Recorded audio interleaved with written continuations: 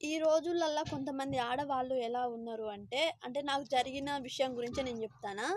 నాకు తెలిసిన కొంతమంది ఫస్ట్ నన్నడిగే క్వెషన్ ఏంటి అంటే, "నువ్వు పనికెళ్తన్నవా?" అనేసి అడుగుతారు. పనికి అంటే మామూలుగా రోజు కూలికెళ్తారు గదా ఆడోళ్ళు. "ఆ! పనికెళ్తన్నవా?" అనేసి అడుగుతారు.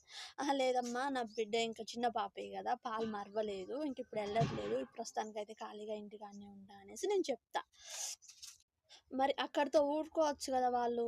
అట్లా గాకుండా మేమైతే ఆ రోజులల్లా అంత పెద్ద కడుపులు పెట్టుకొని, ముగ్గురు, నలుగురు పిల్లల్ని పట్టుకొని, చేనుకు పోయి పని జేసి, మళ్ళీ ఇంటికొచ్చి, మళ్ళీ ఇంటికాడ పని జేసుకునేది.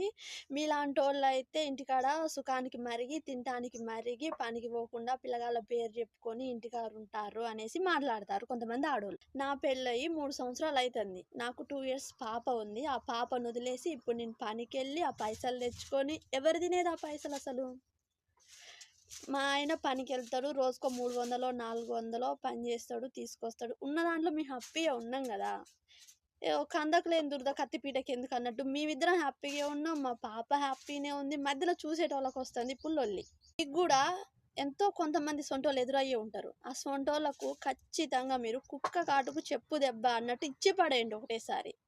మన ముంగట మాట్లాడడానికి ధైర్యం జేసిన వాళ్ళు, మన ఎనక మాట్లాడడానికి గూడా ఖచ్చితంగా ధైర్యం జేస్తారు. అలా మాట్లాడొద్దు అంటే, మనం ఖచ్చితంగా ఒక మాట అనేది మాట్లాడాలి.